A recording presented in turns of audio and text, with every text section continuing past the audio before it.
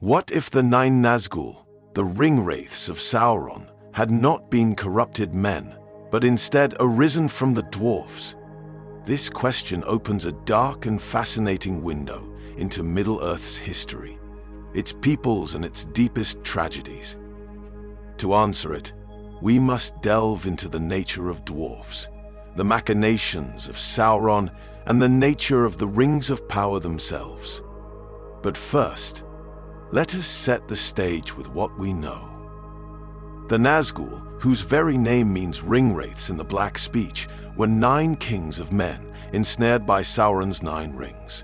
Their descent into shadow illustrates men's susceptibility to pride, ambition, and a fear of death. Dwarves, on the other hand, are fundamentally different in temperament and fate. Created by Owl the Smith in the years of the trees, dwarves were made hardy, resistant to domination, and unyielding in will. They were created to survive the darkness of Morgoth's dominion, their spirits so tough that even Sauron struggled to fully enslave them. This toughness, however, would not make them immune to corruption altogether. The 7 rings given to the dwarves were proof of this, as these caused insatiable greed, spurring great delves for gold and jewels. Still, none of the dwarves who bore those rings fell into complete subjugation, as men did. But if Sauron had found a way to exploit their greed and pride further, could dwarven wraiths have arisen in place of the Nazgûl? In imagining this possibility, let us first consider the historical implications of such a shift. The year 1600 of the Second Age saw the forging of the One Ring. It was at this time that Sauron was at the height of his manipulative power, his deceit wrapping itself around elves, men, and dwarfs alike. Suppose Sauron, recognizing the dwarfs' resilience, devised rings of greater cunning, more finely tuned to their nature. These new rings might still inspire greed, but they might also promise the permanence and preservation of their realms, an enticing offer to a race deeply tied to their ancestral halls and craftsmanship. Instead of fading as men did under the influence of the rings, dwarves might have become shadows in a more literal sense. Imagine these corrupted dwarves as specters, bound to their great halls, their greed turning them into ceaseless guardians of wealth. They would not serve Sauron willingly, but he could command them through the One Ring, turning their loyalty to their treasures into a form of slavery. This divergence introduces intriguing implications for the balance of power in Middle-earth. While men were easily manipulated and obedient as Nazgûl, dwarves might have resisted Sauron's will, requiring constant domination. This resistance would not be born of virtue, but of their unyielding stubbornness. Their presence as wraiths could have made the war against Sauron far more chaotic, with these spectral dwarves acting unpredictably, fighting not for conquest but to protect the treasures they had amassed. To fully grasp this concept, we must dive deeper into the cultural and spiritual differences between dwarves and men, and how these would shape the transformation into wraiths. To understand the transformation of dwarves into wraiths, we must first appreciate their unique constitution and spirit. Unlike men, whose lives are fleeting and whose fates after death remain a mystery even to the elves, dwarves are tied to the earth. Their spirits, it is said, return to the halls of Owli, their maker, after death. This connection to creation gives them a sense of permanence and resistance to despair, qualities that made them resistant to domination by Sauron. But there is a shadow side to dwarven nature. Owli's creation was not perfect. The dwarves inherited his obsession with craftsmanship and a deep-seated love of material wealth. When Sauron distributed the 7 rings of power to the dwarf lords, he exploited this weakness. The rings amplified their greed and desire for dominion, leading them to hoard treasures and delve too deeply into the earth, often awakening hidden terrors. If we imagine a scenario in which dwarves, not men, fell to Sauron's influence, it would likely require a more intricate corruption tailored to their nature. The rings might not merely promise power, but also the preservation of their legacy. A dwarf lord might be convinced that the ring would ensure the survival of his people and the endurance of his halls through the ages. Yet over time, the ring would warp his mind, turning his pride into paranoia and his love of creation into possessiveness. Unlike men, who were seduced by visions of power and immortality, dwarves would succumb to the fear of loss, the loss of their craftsmanship, their heritage, and their accumulated wealth. Imagine a dwarf lord wielding a ring of power, seeing his realm crumble to ruin as his greed consumed him.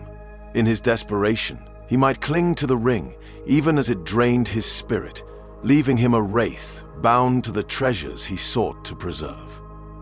Such corrupted dwarves would differ greatly from the Nazgûl. The wraiths among men became obedient servants to Sauron, losing all individuality and will. Dwarves, on the other hand, might retain a sense of independence, driven not by Sauron's will, but by their own insatiable greed and the curse of their rings. They would be restless shadows, haunting their abandoned halls, fiercely guarding their treasures against all intruders. This brings to mind the tales of Durin's Bane in Moria and the dragon Smaug in Erebor. Though neither were wraiths, their stories highlight the destructive power of greed and obsession. A dwarf wraith, similarly, might take on a spectral form that exudes the aura of hoarded wealth. They would be creatures of shadow and stone, perhaps even physically tied to their halls, unable to leave but able to extend Sauron's reach through their dominion over wealth and resources. One could imagine these spectral dwarves as wielders of immense destructive power. Unlike the human Nazgûl, who were used as agents of terror and reconnaissance, the dwarven wraiths would be immovable obstacles. Each one would be a fortress unto itself, an embodiment of the unyielding stone of their forefathers, yet corrupted by darkness. These beings would not serve as mere tools of Sauron. They would be a challenge even to him, as their greed and stubbornness might drive them to rebel or resist, even while bound by the One Ring. In the Third Age, the implications of such beings would ripple across Middle-earth.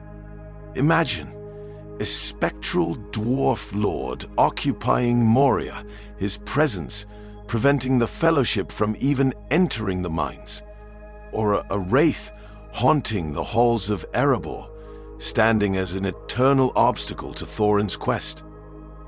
But what of their interactions with other races? How would these corrupted dwarves affect the alliances and enmities that define the struggles of Middle-earth? If the dwarves had fallen to Sauron's rings, the alliances that formed against the Dark Lord might have been fundamentally altered. The bond between dwarves and men, exemplified by characters like Gimli and Aragorn, might never have existed. Instead, mistrust and fear would dominate interactions between these races. Consider the men of Middle-earth.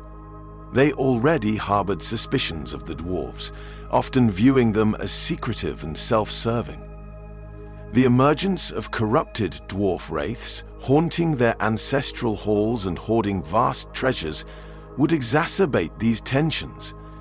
In such a world, the Rohirrim and the men of Gondor might regard the dwarves with outright hostility, fearing their potential alliance with Sauron.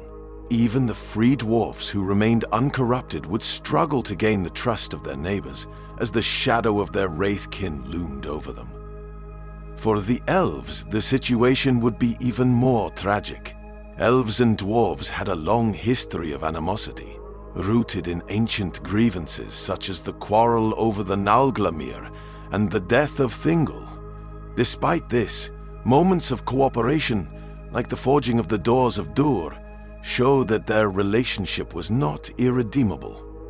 However, the rise of dwarven wraiths would shatter any hope of reconciliation. Elves, with their deep hatred of Sauron and all his works, would view the corrupted dwarfs as irredeemable threats. This mistrust might extend to all dwarves, further isolating the free realms from one another. Even within dwarven society, the presence of wraiths would create fractures. The free dwarves, struggling to resist the lure of Sauron's rings, would be haunted by the specters of their fallen kin. Imagine Thorin Oakenshield leading his company to reclaim Erebor, only to confront a spectral dwarf lord guarding its treasures. Would Thorin, driven by his own pride and greed, be tempted to take the wraith's place? Such encounters would test the resilience of dwarf spirits as the line between free will and corruption blurred. From Sauron's perspective, the corrupted dwarves would be both a boon and a challenge. Their immense power and unyielding nature would make them formidable enforcers of his will, particularly in key strategic locations like Moria and Erebor. However, their resistance to direct domination would complicate his plans. Unlike the Nazgûl, who were completely subservient, the dwarf wraiths might act in ways that conflicted with Sauron's orders. Their primary loyalty would be to their treasures, not to their master. This dynamic could create fascinating conflicts within Sauron's ranks. The Witch King of Angmar, leader of the Nazgûl, might struggle to assert authority over the dwarf wraiths, leading to rivalries and internal strife. Sauron himself might need to expend significant effort to maintain control over these unruly servants, potentially weakening his hold over other parts of his dominion.